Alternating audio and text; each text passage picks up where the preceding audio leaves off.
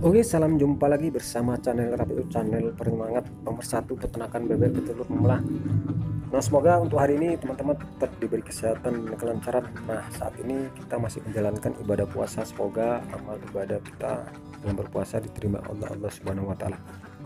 Nah, untuk kali ini kita tetap sharing yaitu seputar peternakan bebek petelur kembali. Intinya nggak bosan kita untuk berbagi ilmu ataupun bertukar pikiran dalam bidang peternakan bebek telur. Intinya dengan tujuan untuk memperoleh keberhasilan dalam bidang peternakan bebek telur. Nah, untuk kali ini kita akan membahas yaitu penyebab dan cara mengatasi bebek telur stres. Karena ini bisa berpengaruh berdampak negatif untuk peternakan bebek telur dan bisa mengalami penurunan produksi yang menyebabkan penghasilan kita turun dan menyebabkan bisa rugi kita dalam ternak bebek telur. Pertama, hindari pembuatan kandang bebek telur dari keramaian. Intinya maksud dari itu jangan sampai lokasi kandang itu jauh dari dekat dari jalan umum. Intinya hindari dari kebisingan, itu sangat berpengaruh. Intinya bebek telur nggak ada ketenangan, karena sifat bebek telur ini butuh ketenangan untuk berproduksi, apalagi di saat bebek itu puncak-puncaknya berproduksi. Jangan sempat ada kebisingan. Intinya kita harus menjaga untuk hal itu. Jadi kalau bisa kita membuat kandang intinya jauh dari pemukiman, sekitar 500 meteran lah dari lokasi perumahan-perumahan orang, dari keramaian. Oke teman-teman, jadi yang kedua yaitu hindari kepadatan kandang yang bisa menyebabkan bau kandang, yang menyebabkan amonia tinggi. Itu berakibat stres pada bebek telur. Jadi jika bebek telur itu stres, posisi produksi pasti akan turun. Itulah yang menyebabkan peternakan bebek telur para pemula, khususnya kita semua, banyak mengalami keluh kesah. Kenapa produksi selalu turun? Itulah pengaruh ukuran kandang nggak diperhatikan. Jadi intinya menjaga dari bebek telur sifatnya kanibal untuk gangguan dari bebek-bebek yang lain. Karena bebek telur memang udah dianjurkan untuk persekian ada aturannya.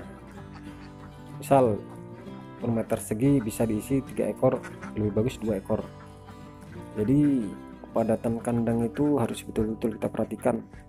Kalau bisa kita membuat kandang dengan ukuran yang ditentukan oleh para senior ataupun ahli, demi keberhasilan kita dalam bidang peternakan bebek telur.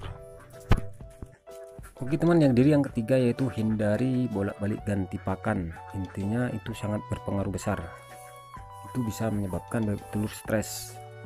Intinya kita harus konsisten untuk masalah pakan, yaitu kalau misalnya kita menggunakan pakan jadi ya kita pakan jadi terus full. Kalau menggunakan pakan racik ya pakan racik. Intinya bahan baku itu tetap ada. Makanya jika kita ingin beternak bebek telur, untuk masalah pakan itu pastikan untuk satu periode itu di toko peternakan itu pasti ada. Jangan sampai gantung di tengah jalan. Itulah banyak, khususnya kita para pemula nggak memperhatikan hal itu. Makanya banyak peternak bebek telur pemula yang mengeluh. Intinya kenapa bebek telur anjlok terus? Intinya itu perawatan untuk masalah pakan itu nggak konsisten. Jadi itu harus kita betul jaga untuk kestabilan produksi telur. Oke, jadi yang keempat yaitu hindari bebek petelur kering ini terkena air hujan. Intinya mandi-mandi di air hujan itu memang betul sangat fatal. Intinya menyebabkan bebek telur, bahkan bisa menyebabkan bebek telur rontok bulu sebelum waktunya. Intinya untuk menghindari itu kita harus membuat kandang yang betul-betul, yang seperti yang kita bilang tadi, harus betul-betul sesuai dengan ukuran. Jadi di saat hujan di siang hari kita bisa masukkan bebek telur, jadi bebek telur tidak sempat terkena air hujan. Jadi intinya kita harus betul memperhatikan bebek telur di saat kondisi apapun agar produksi tetap maksimal. Oke, dan yang kelima yaitu jangan sampai untuk masalah minum sampai kehabisan untuk bebek telur, karena sifat bebek telur ini kalau nggak makan minum. Intinya dia memang termasuk golongan hewan air, cuma kalau kita keringkan. Intinya jangan sampai lah untuk masalah tempat wadah minum itu habis.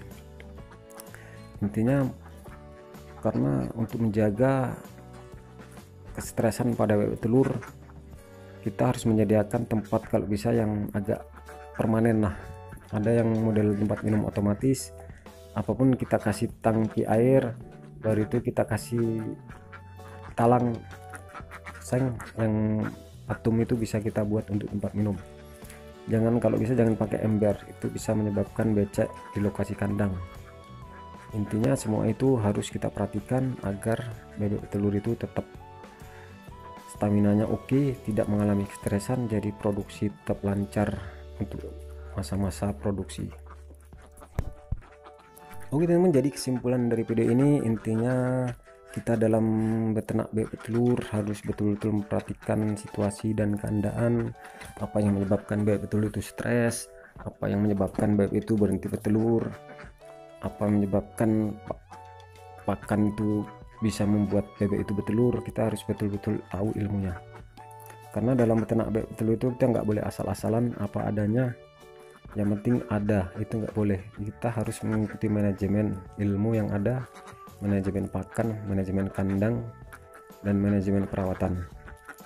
Oke, cukup sekian saja video kita kali ini, semoga bermanfaat. Intinya kurang dan lebih saya mau dimaafkan jika ada salah-salah kata, khususnya kita tetap belajar dalam bidang peternakan bebek telur, karena segala sesuatu itu harus kita ulang untuk masalah ilmu-ilmu dari bidang apapun.